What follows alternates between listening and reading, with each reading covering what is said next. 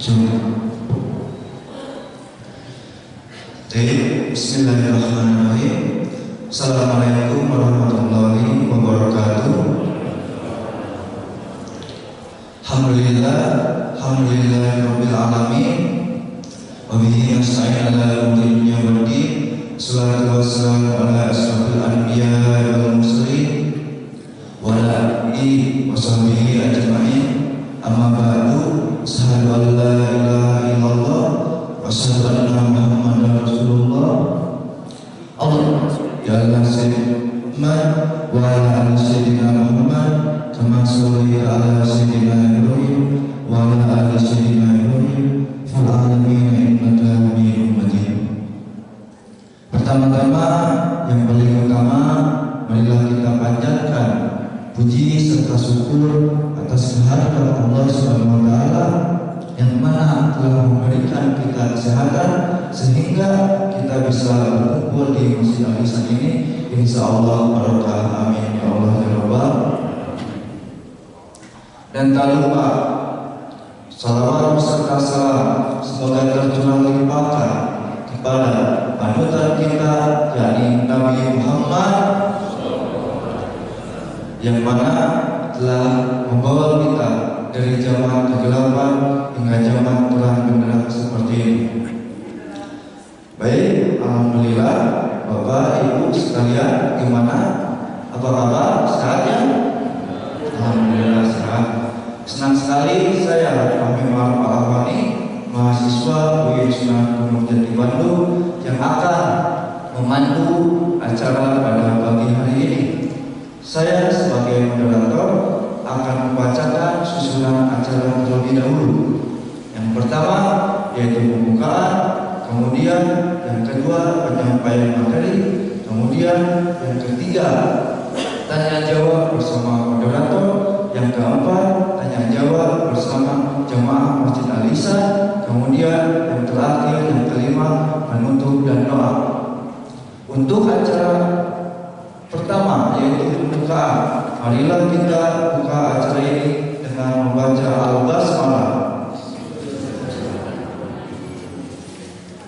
Dan tak lupa atas kejadiannya peristiwa kapal KRI Nanggala 402, marilah kita doakan mudah-mudahan Allah Subhanahu wa taala memberikan keselamatan, walaupun tidak selamat, mudah-mudahan Allah Subhanahu wa taala mewafatkan dalam keadaan husnul khatimah. Bismillahirrahmanirrahim. Al-Fatihah.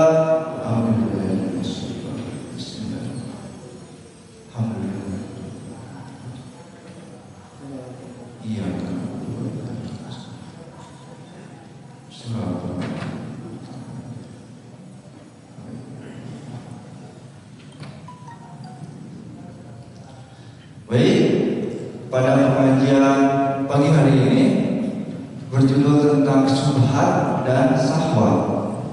Mungkin dari banyak orang yang belum mengetahui apa itu syubhat dan apa itu syahwat. Maka dari itu, supaya kita mengetahui dan bisa menambah wawasan dari tema pada pagi hari ini, pemateri akan mengupas tuntas apa itu syahwat, apa itu syubhat, dan bagaimana cara menghindari dari perbuatan tersebut. Sebelum itu saya akan membacakan CV atau data diri dari pemateri. Nama: Kiai Haji Dr. Haris Muslim, S1 dan S2 Kairo Mesir, S3 UIN Sunan Gunung Jati Bandung sebagai Sekretaris Umum Persis, Direktur Imarat Bandung, dan beralamat di Margasi Bandung. Alhamdulillah beliau sudah ada di hadapan kita. Kemudian untuk acara selanjutnya yaitu pemaparan materi yang akan disampaikan oleh Kiai Haji Dr. Haris Muslim. Untuk itu saya persilahkan.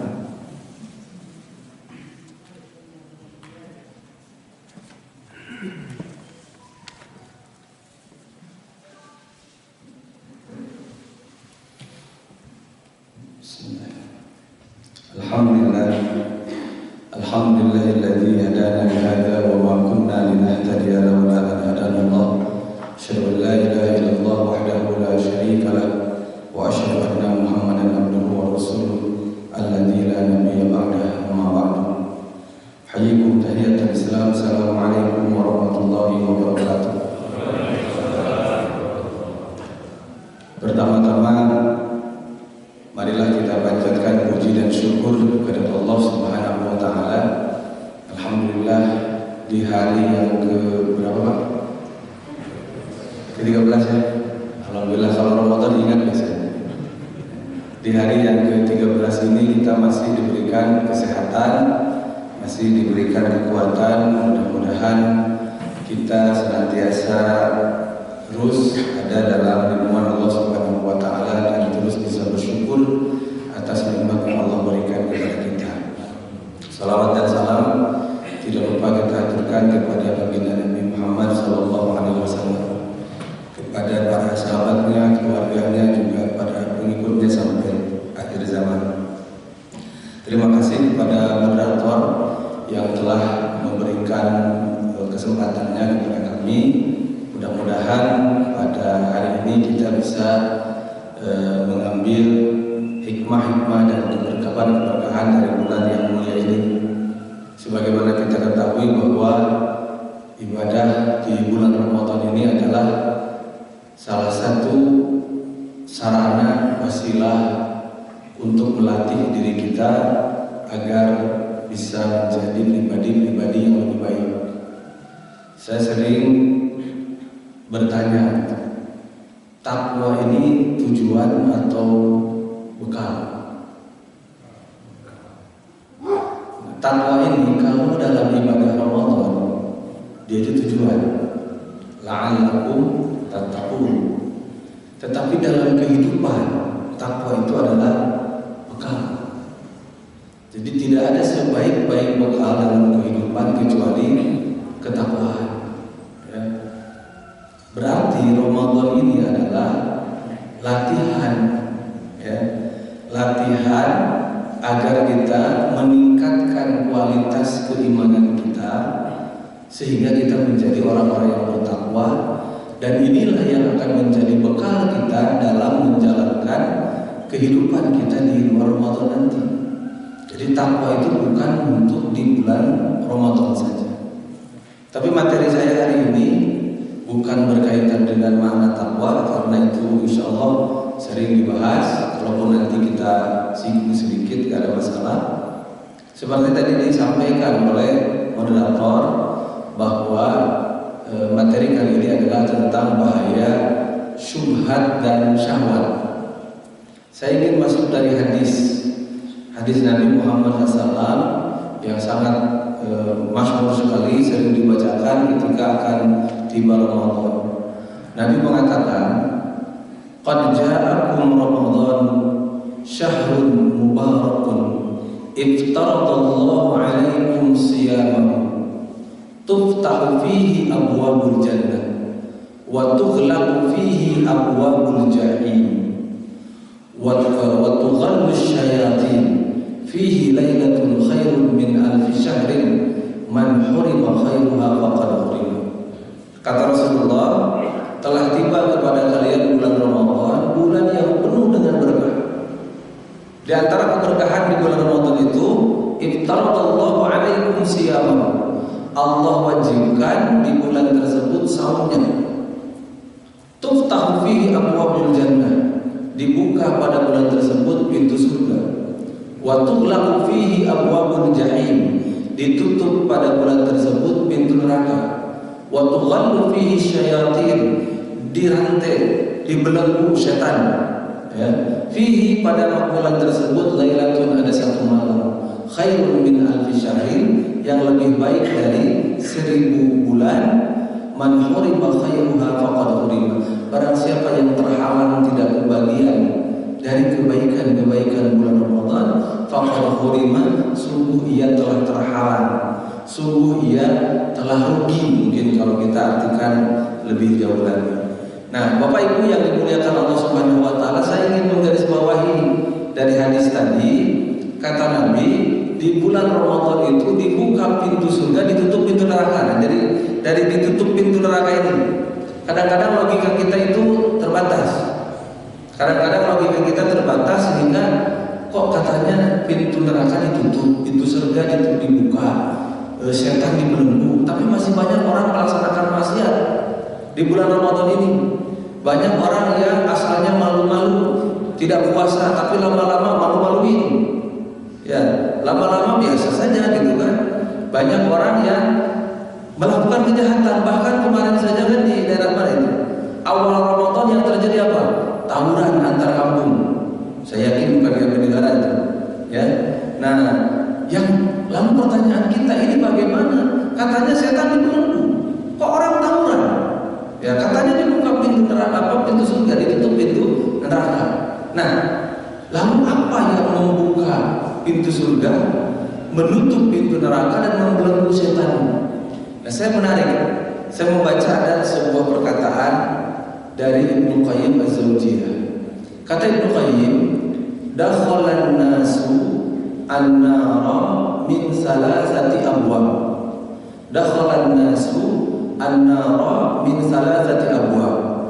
Babi syubhatin awrasat syakkan fi dinillah, wa babi syahwatin awrasat taqdimal hawa ala ta'atihi wa mardatihi, wa babi ghadabin awrasal udwan ala khalqihi. Kata Ibnu Qayyim, manusia masuk neraka itu melalui 3 pintu. Pintu pertama adalah pintu syubhat, awrasat syakkan fi dinillah, yang syubhat ini mengakibatkan keraguan dalam agama Allah. Wa babi syahwatin, dan pintu syahwat, awrasat taqdimal hawa ala ta'atihi, yang menjadikan atau mengakibatkan orang mendahulukan hawa nafsu, mendahulukan keinginannya, mendahulukan hobinya ala ta'atihi, dibandingkan dengan ketaatan kepada Allah, wa mardatihi, dan mengharap ridha Allah. Wa babi ghadabin, nah, ini mungkin tidak masuk jadi tema, tapi karena perkataannya 3 kata Ibnu Qayyim, ya, dan pintu amarah. Wa babi ghadabin, dan pintu amarah, awrasa, yang melahirkan atau mengakibatkan, mewariskan apa? Al-udwan ala khalqihi, permusuhan sesama makhluk. Hadirin di waktu iman yang dimuliakan Allah Subhanahu wa taala, jadi ada 3 pintu katanya masuknya neraka manusia itu. Ya, syubhat, syahwat, dan ghadab, ya. Nah, lalu kita lihat apa itu syubhat, apa itu syahwat. Ya, kedua dulu. Baik, ada ulama mengatakan, para ahli ilmu mengatakan, kejelekan manusia ini kalau ditarik itu muaranya itu kalau tidak ke syahwat, ke syubhat, ke syahwat. Kalau tidak ke syubhat, ke syahwat. Syahwat dan syubhat ini adalah 2 penyakit hati. 2 penyakit hati yang kalau masuk ke hati manusia ini akan merusak, ya, merusak kehidupannya, merusak amalnya, merusak pikirannya, merusak keyakinannya. Syubhat secara bahasa artinya adalah sama. Syubhat secara bahasa artinya adalah ragu. Itu secara bahasa. Dalam bahasa Arab disebutnya iltibas. Iltibas itu apa? Tercampur, ikhtilal. Iltibasul haqqi bil batil, tercampurnya hak dengan batal. Dalam Al-Qur'an surat Al-Baqarah, wala talbisul haqqa bil batili wa ta'amunu billahi minasyaitonir rajim, wala talbisul haqqa bil batili wa taktumul haqqa wa antum ta'lamun. Janganlah kau mencampur adukan antara hak dengan batal, kemudian engkau sembunyikan yang hak padahal engkau tahu. Ya, padahal engkau tahu. Itulah yang disebut dengan syubhat, iltibasul haqqi bil batil. Ibnu Qayyim mendefinisikannya lain. Beliau mendefinisikannya yang dimaksud dengan syubhat itu waridun yaridu 'alal qalbi yahulu bainal mar'i wa baina inkishafil haqqi. Waridun yaridu 'alal qalbi, satu hal yang masuk ke dalam hati. Yahulu bainal mar'i, yang menghalangi antara dirinya, wa baina inkishafil haqqi, dengan terbukanya kebenaran. Jadi waridun itu bisa pemikiran, bisa keyakinan, bisa juga ilmu yang salah, ya.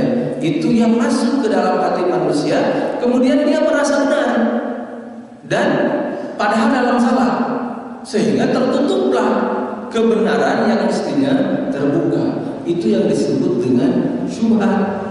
Nah, syubhat ini, ya, sangat diwanti-wanti oleh Nabi Muhammad SAW. Faman ittaqa syubuhati faqad istabra'a li dinihi wa irdihi. Barang siapa yang menjauhi syubhat, maka dia sungguh telah membersihkan dinihi, agamanya, wa irdihi, dan kehormatannya. Itu lanjutan dari hadis al-halalu bayyinun wal haramu bayyinun wa bainahuma umurun mushtabahatun. Faman waqa'a fi syubuhati waqa'a fil harami. Faman ittaqa syubuhat faqad istabra'a li dinihi wa irdihi. Kata Nabi, yang halal itu sudah jelas, yang haram itu juga jelas. Tapi kadang-kadang antara halal dengan haram ini ada satu hal yang samar. Jadi kalau misalkan diibaratkan ada yang putih, ada yang hitam. Antara yang putih dengan yang hitam ini ada yang abu-abu. Yang abu-abu ini disebut putih bukan, disebut hitam juga bukan. Nah, lalu kata Nabi, barang siapa yang kena pada syubhat bisa kena ke haram. Lalu bagaimana caranya? Jauhi yang syubhat. Faman ittaqa syubuhat faqad istabra'a li dinihi wa irdihi. Kalau ada yang syubhat, yang ragu, samar apakah ini halal atau haram, tinggalkan. Daripada kita kena pada hal yang diharamkan, lebih baik tidak menjalankan yang dibolehkan. Nah, itu prinsipnya. Sehingga di dalam kaidah fikih itu disebut dengan al-yaqinu la yuzalu bisyaqi. Yang yakin itu tidak bisa dihapus oleh keraguan. Nah, ini syubhat, ya, semacam syubhat, kesamaran yang ada di luar kita, yang kalau misalkan kita ikuti ini bisa menjadikan keraguan. Nah, ada juga syubhat yang lain, ya, yang para ulama mengatakan ya tadayyan bihi sahibu, ya, atau sahibuna. Penganut syubhat ini merasa yakin dengan kesyubhatan tersebut, yaitu adalah yang tadi yang kata Ibnu Qayyim, waridun yadu 'alal qalbi yahulu bainal mar'i wa baina inkishafil haqqi. Satu hal yang masuk ke dalam diri manusia, kemudian yahulu, yang menghalangi antara dirinya dengan terbukanya kebenaran. Orang merasa benar padahal salah, ya, orang merasa salah padahal benar. Nah, biasanya syubhat ini adalah keyakinan yang salah, gitu ya, sesuatu yang dianggap benar padahal dia itu salah. Banyak sekali syubhat-syubhat tentang agama Islam, baik itu dalam akidah, baik itu dalam ibadah. Mungkin nanti kita akan bahas sedikit lebih lanjut, tapi saya ingin menyambungkan dulu perkataan Ibnu Qayyim ini dengan yang tadi saya sebutkan dengan hadis ditutupnya pintu neraka, dibukanya pintu surga. Nah, jadi itu yang disebut dengan syubhat, ya. Nah, itu yang disebut dengan syubhat. Mungkin nanti kita ambil beberapa contoh. Yang kedua, syahwat. Syahwat ini apa? Ya, dalam Al-Quran disebutkan zuyyina linnas hubbus syahwat. Dihiasi untuk manusia itu kecintaan kepada syahwat. Ya, bahkan sudah jadi bahasa kita, syahwat. Nah, kita cinta manusia, cinta misalkan lawan jenis, cinta harta, cinta anak, ya, bahkan mungkin cinta jabatan, cinta kedudukan dan semacamnya. itu adalah satu hal yang naruriah masuk di dalam hati manusia. Kapan dia jadi penyakit? Gitu ya. Kapan dia jadi penyakit?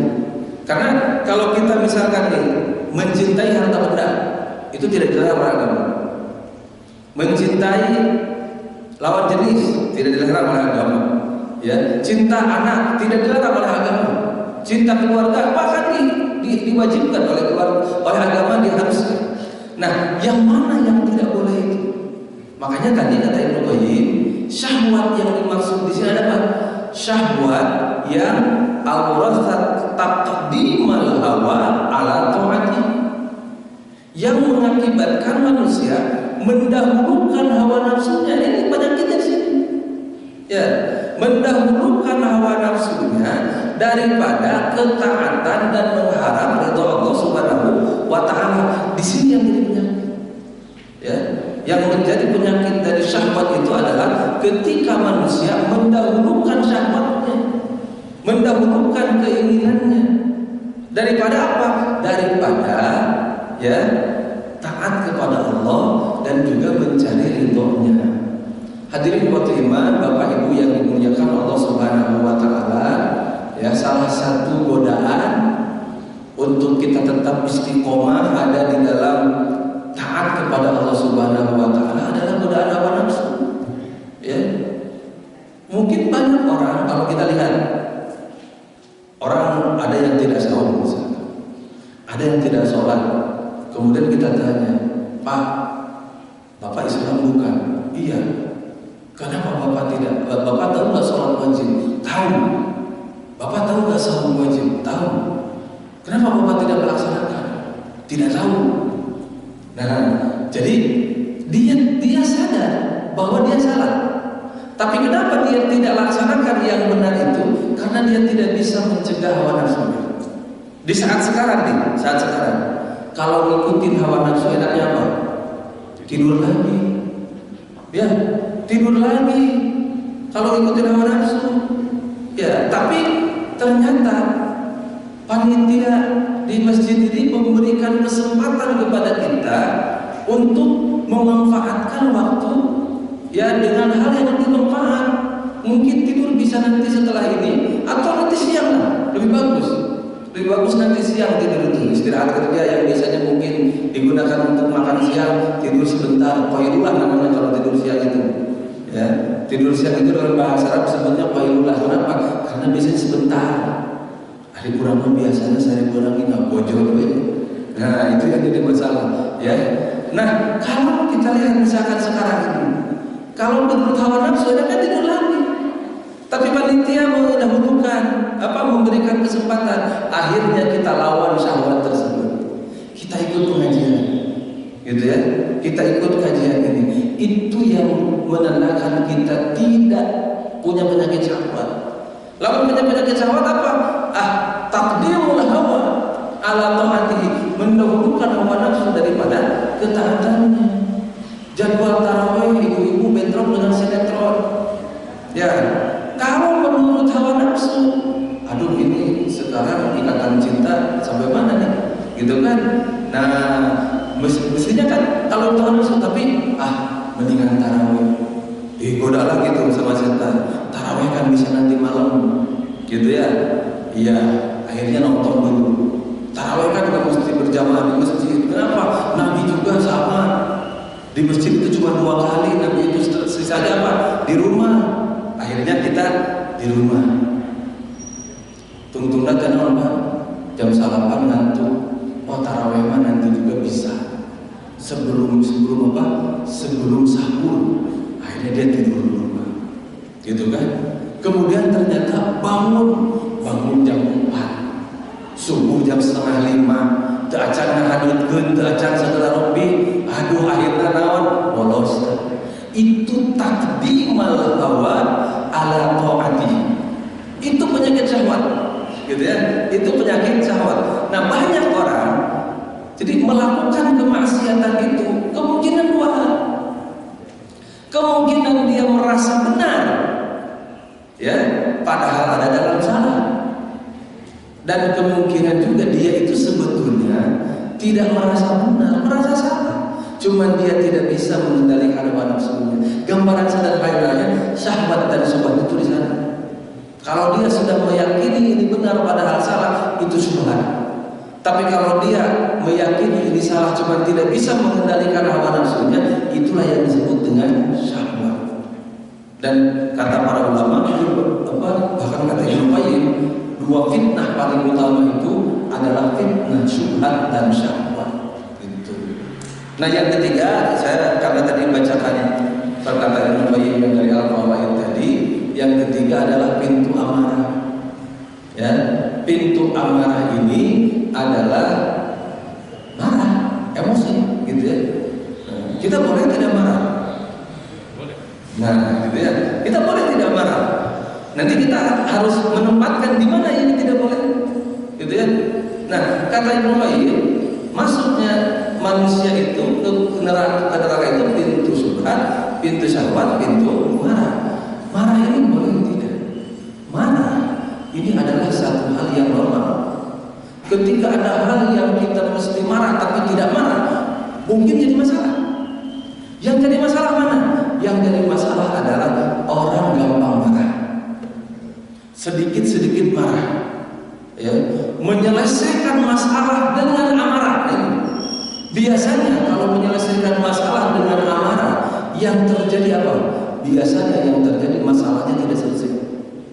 Yang ada apa? Yang ada masalah yang lebih rumit, lebih kacau, lebih tidak beres, dan akhirnya menyesal. Ya, akhirnya menyesal. Kenapa? Karena dia tidak menahan amarahnya. Lebih tepatnya karena dia tidak mengendalikan amarahnya. Tapi kalau marah sesuai dengan porsi dan proporsinya, pada tempatnya, pada waktunya, ini yang susah itu. Yang susah itu adalah kapan kita marah, di mana. Sakumaha ngambekna eta masih. Ya. Kenapa? Karena kalau takarannya kurang atau lebih, kadang-kadang kita mah waktu ngomong cari diam.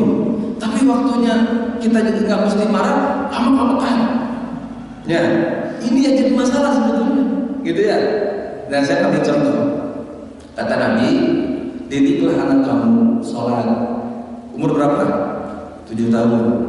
10 tahun belum sholat, pukul. Sing kalau dipukul marah tidak? Marah itu. Ya, kenapa? Karena kalau anak 10 tahun belum sholat, wajar bapaknya marah, gitu ya. Nah, pukul kata Nabi. Meskipun dalam hadis lain kalau pukul hindari wajar. Kalau pukul jangan dengan pukulan yang membuat luka parah atau melukainya, gitu ya. Nah, tapi pukulan yang mendidik dan membuat dia jerah, membuat dia mau melaksanakan sholat. Nah, ini pukulan didikan. Contoh lain, sahabat yang terkenal pemarah, taruhlah pemarah ya, itu adalah Umar bin Khattab, pemberani Umar bin Khattab. Ya, nah, sekarang kalau saya sahur biasanya sambil nonton Umar itu di MNC. Ya, nah Umar bin Khattab ini sahabat terkenal pemarah, pemberani. Saking beraninya Umar, jangankan preman, setan aja nyinggir. Itu saking berani Umar. Nah, dan orang pada takut sama Umar bin Khattab. Sementara Abu Bakar itu sahabat yang lemah lembut, jarang marah. Tapi ternyata satu ketika Abu Bakar marah, Umar tidak. Kapan? Ketika Abu Bakar jadi khalifah. Ketika Abu Bakar jadi khalifah, orang-orang yang asalnya membayar zakat kepada Nabi, tiba-tiba dia tidak bayar zakat kepada Nabi, kepada Abu Bakar. Padahal Abu Bakar itu sebagai khalifah. Padahal bayar zakat itu bukan kepada Abu Bakar, tapi dititipkan di Abu Bakar selaku Amirul Mukminin, kemudian nanti akan disebarkan. Kata Abu Bakar, orang yang tidak bayar zakat perangi. Itu kebijakan politik Abu Bakar. Kata Abu Bakar, orang yang tidak bayar zakat perang. Umar datang protes.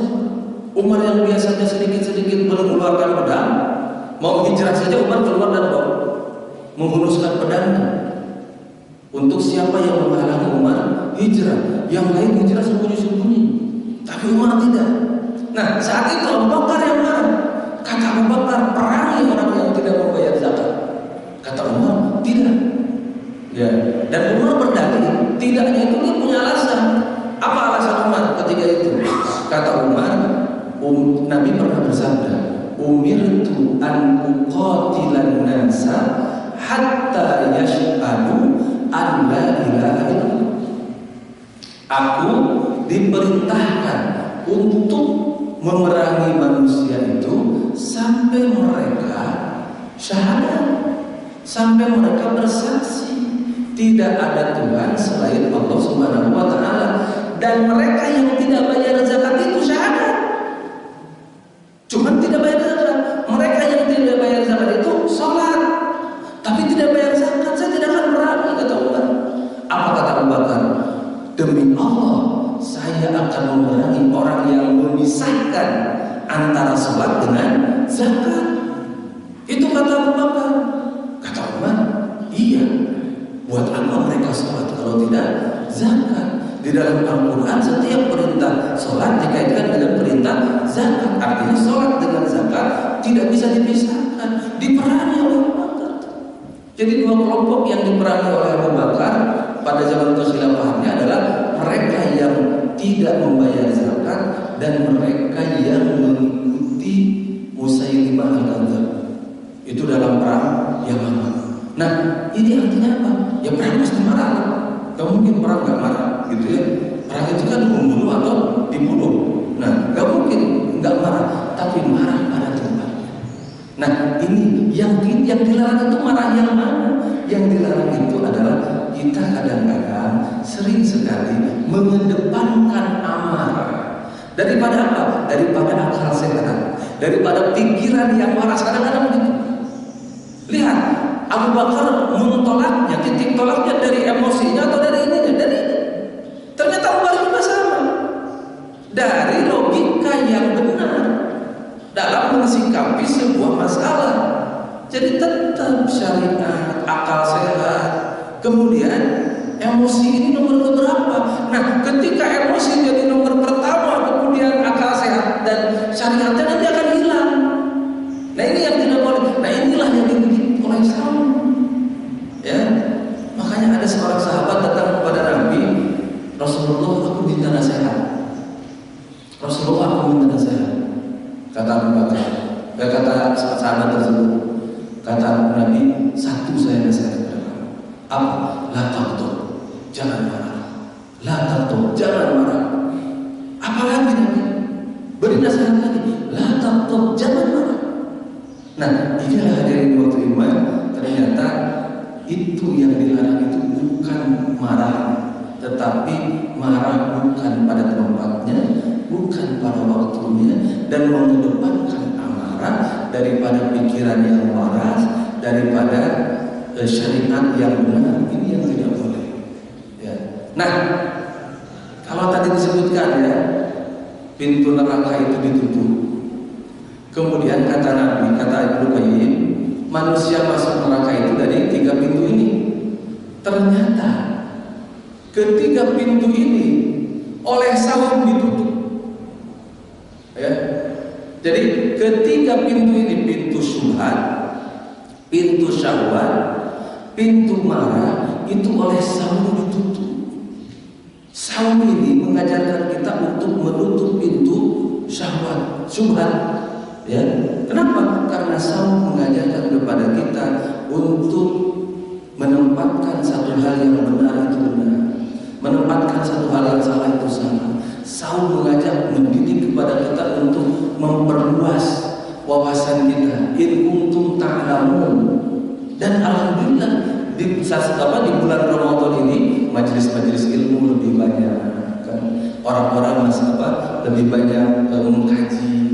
Itu untuk apa? Untuk semakin membuka sehingga diperlihatkan mana yang benar, mana yang salah. Itu kan inti. Yang kedua syahwat, jelas. Saum ini mengajak kita untuk mengendalikan syahwat. Yang ketiga marah. Marah ini sama, saum mengajarkan kita untuk mengendalikan hawa nafsu, mengendalikan amarah. Karena ternyata saum itu bukan hanya menahan lapar, menahan dahaga, dan menahan nafsu birahi, bukan. Tapi ternyata saum itu menahan pandangan kita, mulut kita, kita, telinga kita, tangan kita. Dari apa? Dari hal-hal yang bisa memalingkan kita dari zikir kepada Allah Subhanahu wa taala. Itulah yang disebut dengan sabar. Maka pantas kalau kata Rasulullah di bulan Ramadan ini ditutup pintu neraka. Kenapa? Karena jalan ke neraka yang 3 tadi ditutup oleh sahur. Jadi kalau tadi kata moderator, bagaimana kita mengendalikan dan mengantisipasi penyakit syubhat dan syahwat itu? Ternyata sahur ini menjadi salah satu. Nah, kembali lagi, kalau kita tadi berbicara syubhat dengan syahwat, mana yang lebih bahaya? Syubhat atau syahwat? Ya, syubhat itu lebih berbahaya daripada syahwat. Kenapa? Tadi saya katakan syubhat itu orang akan merasa benar karena kebenarannya tertutup, ya. Tapi kalau syahwat orang merasa salah, cuman tidak bisa mengendalikan hawa nafsunya. Contoh nih, ada orang tidak sholat, ya, mungkin banyak gitu ya. Tapi di antara orang yang tidak sholat itu ada yang meyakini tidak mesti sholat, kan ada. Ada orang tidak sholat, tanya, kenapa tidak sholat? Dia jawabnya begini, dia jawabnya, kan sholat itu tanha anil fahsya wal munkar.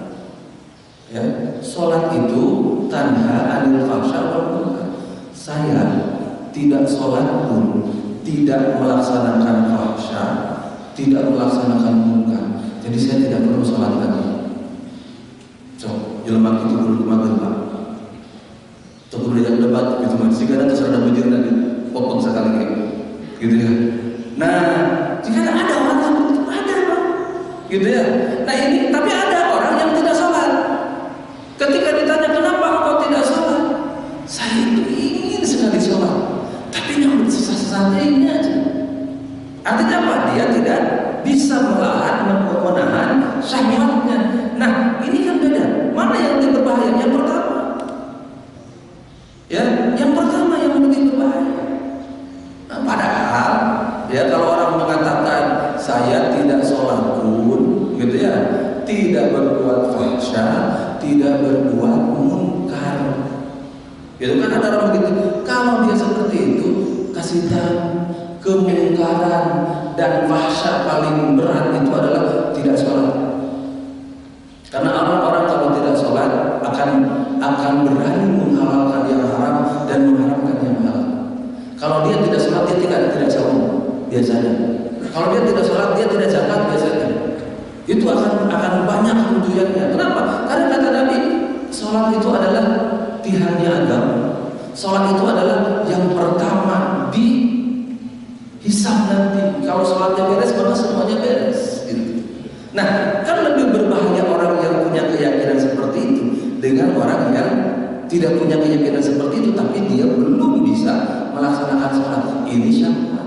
Nah, ini lebih berbahaya. Tapi kata Ibnu Qayyim, yang lebih berbahaya adalah ketika syahwat bertemu dengan syubhat. Kalau syahwat ini dibiarkan, lama-lama dia akan menjadi syubhat, gitu ya. Contoh lain misalkan, contoh syubhat nih, orang tidak saum. Ketika ditanya, kenapa Anda tidak saum? Berdalil kan? Innamal a'malu binniyat. Kan amal itu cukup dengan niat. Saya tidak sholat, saya sudah sholat. Di mana? Di sini, dalam hati. Saya tidak saum, sudah saum. Di mana? Pan niat. Pan sahur Nabi gitu. Innamal a'malu binniyat gitu. Nah, pas giliran dia lapar, makan. Kenapa Anda makan? Lapar. Jangan makan, cukup dengan niat saja kan. Nah, kadang-kadang kan tidak konsisten ya.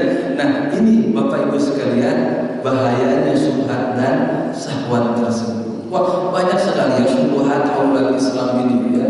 Syubhat-syubhat di sekitar keyakinan. Makanya ada yang membagi syubhat itu syubhat fil aqidah, syubhat fil ibadah. Ya. Dalam akidah banyak sekali. Ya, orang berlogika, logika itu dalam Islam sangat dihargai, ya.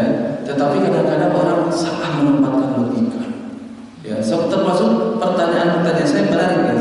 Sebuah hadis riwayat Muslim mengatakan, la yazalun nas yatasaaluna hatta yuqalu hadza khalqullah, hadza khalaqallahu al-khalqa, faman khalaqallah.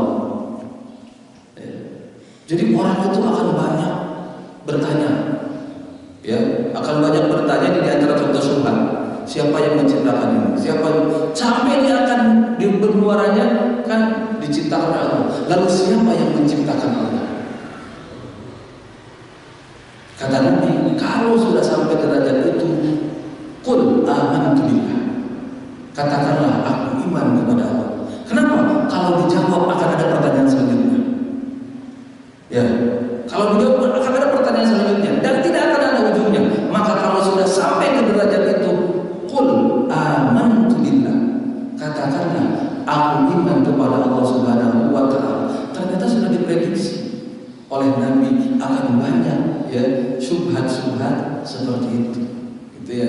Nah, ini hadirin iman salah satu contoh, ya, dari syubhat dan syahwat. Ternyata bahaya mana syubhat dengan syahwat. Syubhat itu berbahaya, tapi syahwat juga kalau dibiarkan orang tidak punya, ya, tidak punya kendali untuk hawa nafsunya, maka dia akan bercampur nanti dengan syubhat itu sendiri. Nah, selanjutnya bagaimana mengantisipasi atau mencegah bahaya dari syubhat dan syahwat ini, ya. Karena kalau dibiarkan ini bisa membawa kepada kefasikan, kemunafikan, bahkan kekufuran, ya, bahkan kekufuran kalau dibiarkan. Maka caranya adalah fa fitnatus syubuhati tudfa'u bil yaqin wa fitnatus syahawati tudfa'u bis sabr. Fitnah, jadi syubhat dan syahwat ini fitnah, ya. Fitnah syubhat itu akan dicegahnya oleh al-yaqin, oleh keyakinan. Jadi makanya tadi al-yaqinu la yuzalu bisyakki. Carilah ilmu sampai kita mendapatkan keyakinan. Kalau keyakinan ilmiah itu kan memang kalau ini kan di dalam bahasa Arab itu kalau keyakinan ilmiah itu dhon, ya. Tapi kalau akidah keyakinannya bukan sudah ke tingkat yakin. Nah, maka syubhat ini akan diantisipasi oleh yakin. Sedangkan syahwat, maka ini akan dicegahnya oleh apa? Akan dicegahnya oleh sabar. Makanya tadi saya katakan saum ini menutup keduanya. Karena saum mengajarkan kita yakin, ya. Yakin yang mana? Kata Nabi, man shoma ramadhana imanan wa ihtisaban ghufira lahu ma taqaddama min dhanbihi. Cing lamun teh yakin sama kan gitu ya. Kata Nabi, ya, man qama ramadhana imanan wa ihtisaban ghufira lahu ma taqaddama min dhanbihi. Dalam hadis qudsi disebutkan, kenapa kata Allah semua amal anak Adam itu untuk dirinya kecuali saum. Saum itu untukku dan aku akan membalasnya. Gitu ya. Kenapa itu? Karena orang yang saum itu meninggalkan makannya, meninggalkan minumnya itu demi aku, kata Allah. Ya. Dia meninggalkan makannya, meninggalkan minumnya demi aku, yakin. Dan saum mengajarkan kita sabar, apalagi sabar. Saum ini disebutnya juga nisfus sabri, setengah dari kesabaran. Ya, saum itu adalah setengah dari kesabaran. Artinya apa? Di dalam saum ini ada ajaran sabar yang luar biasa. Bukan hanya sabar tadi, bukan hanya sabar menahan lapar dan dahaga saja, tapi lebih dari itu sabar menahan diri dari kebodohan-kebodohan. Itu yang diajarkan kepada kita dalam saum. Inilah yang bisa mencegah dua penyakit tadi. Makanya pantas kalau disebutkan saum itu sebagai tamim, saum itu sebagai perisai. Kenapa? Karena inilah yang akan mencegah. Nah, maka pantaslah kalau saum itu disebut nisfus sabri. Bahkan komentar Imam Al-Mujahid pada ayat wasta'inu bis sabri was shalah, meminta tolonglah kalian kepada Allah dengan sabar dan sholat. Sabar di sana adanya di antara makna sabar itu adalah saum. Jadi kita meminta tolong kepada Allah itu melalui apa? Melalui sabar dan sholat, dan sabar itu adalah saum. Maka kita minta tolong kepada Allah dengan saum dan sholat. Dan kalau ini dilaksanakan, maka tadi penyakit, bahaya, syubhat dan syahwat itu bisa kita cegah insyaallah. Hadirin beriman yang dimuliakan Allah Subhanahu wa taala, mungkin sementara saya cukupkan dulu sampai di sini. Untuk selanjutnya saya kembalikan dulu kepada moderator.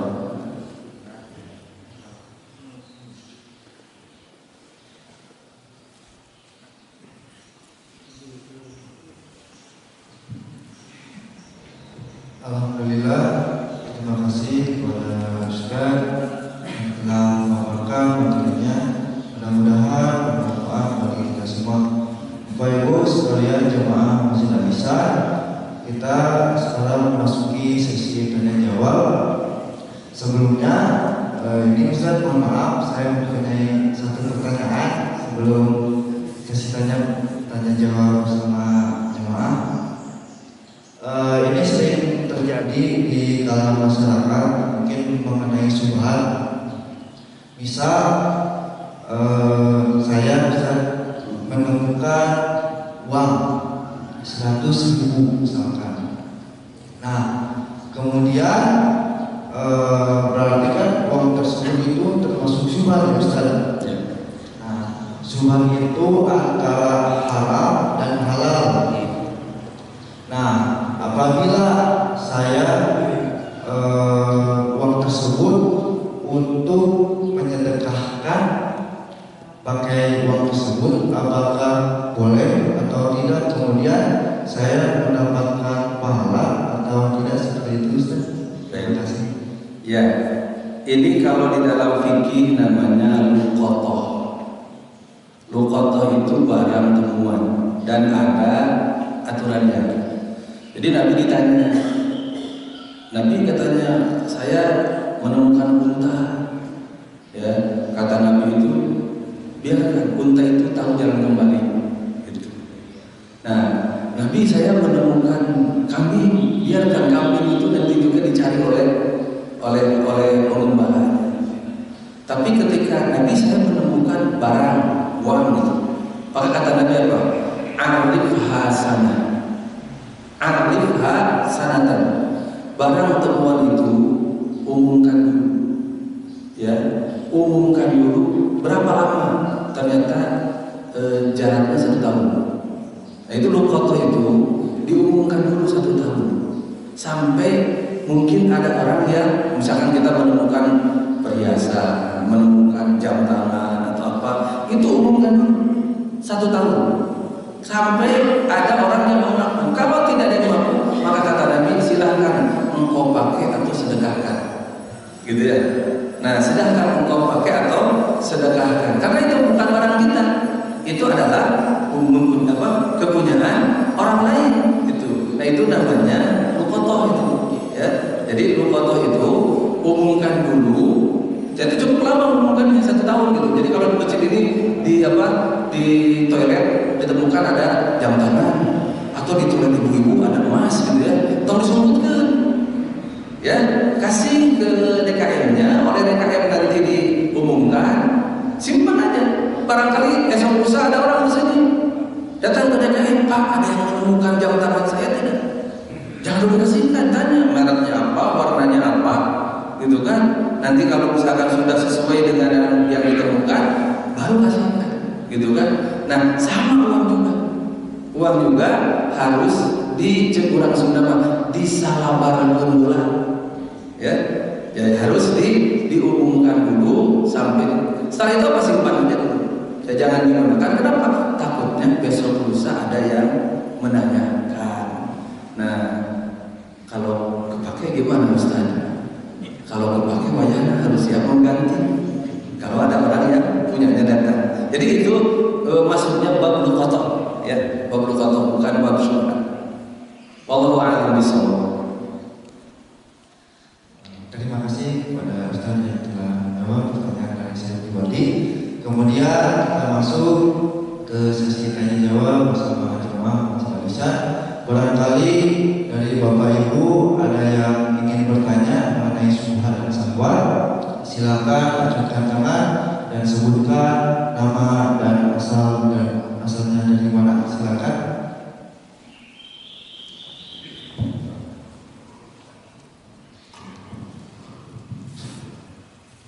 Assalamualaikum warahmatullahi wabarakatuh. Waalaikumsalam. Subhat dan sahabat yang saya akan tanyakan sahabat. Sahabat itu artinya bukan Nama, sebutkan namanya. nama saya Hadi. Iya.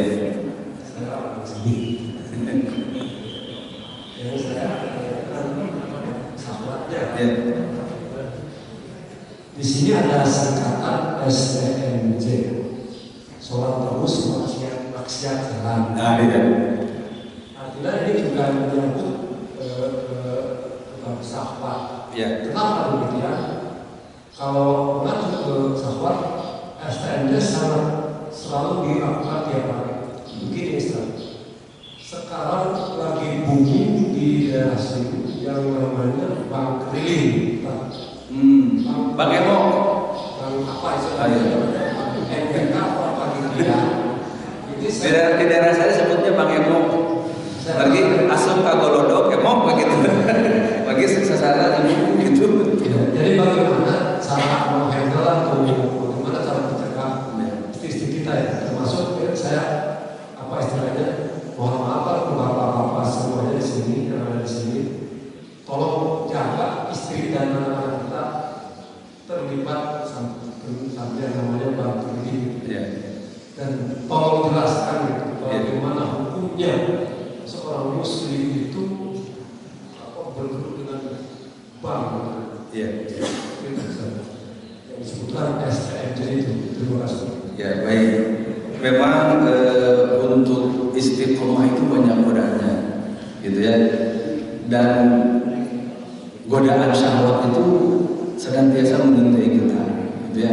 Dan di Ramadan ini kita berusaha. Makanya kata Nabi itu saddidu qariban. Saddidu itu kalau di dalam bahasa ini luruskan kembali, benarkan kembali, itu saddidu. Bukan syaddidu. Kalau syaddidu pakai sin, keraskan. Bukan saddidu, benarkan, luruskan, pernah kembali itu kalau sudah. Wa qarib, dekatkan lagi. Kenapa? Karena biasanya kita ini sering melenceng gitu kan. Nah, untuk menjaga itu biasanya kita akan jadi iltizam ta'ah, ya, komitmen konsisten dengan ketaatan, sholat, ibadah, ke masjid. Sekalinya kita malas, itu biasanya susah lagi gitu. Bagaikan apa? Bagaikan kalau kereta itu kalau rel, kalau dari sini menceng sedikit, dibiarin mencengnya akan terus. Nah, itu makanya kuncinya adalah tadi, ya, kuncinya adalah istiqomah.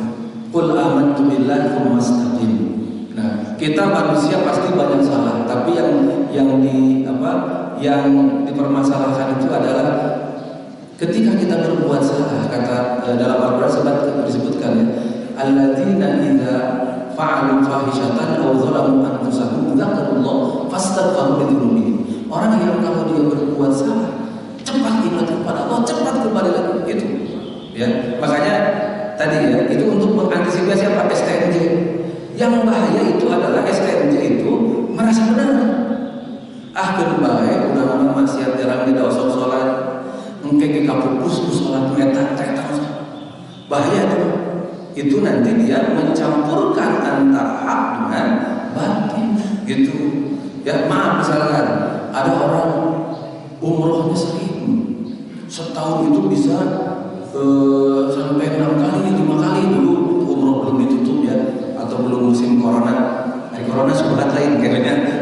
Tiba-tiba kata harusnya nggak bisa lah bapak itu, terus tapi kata ini entahlah cuma pasti coronanya banyak, gitu kan, entahlah gitu. Nah, saya ingin mengatakan gini, ada orang yang selingkuh, tapi pulang dari umroh maksiat, gitu. Yang jadi masalah apa? Dia kan katanya Ustaz, al-umratu ila al-umrati kafaratun lima bainahuma.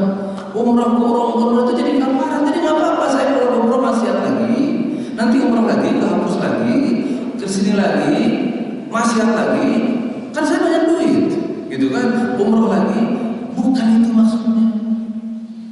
Kalau umroh ke umroh, bukan umroh ke umroh saja sebetulnya Pak. Jumat ke Jumat itu kifarat.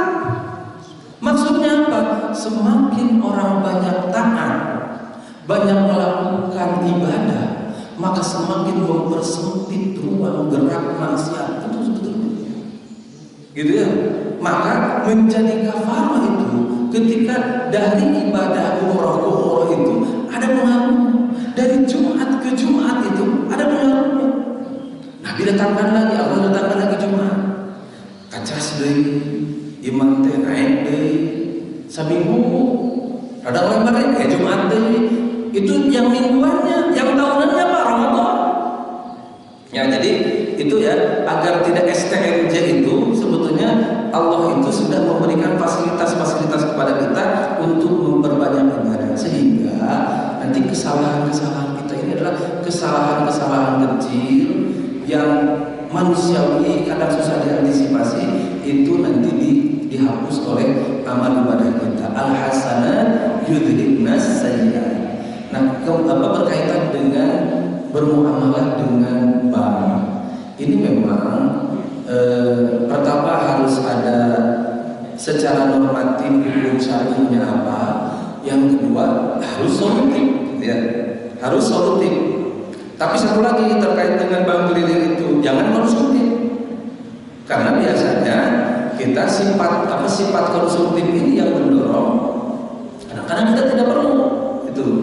Tapi karena misalkan ada tawaran menggiurkan, kita mau gitu. Nah, pada dasarnya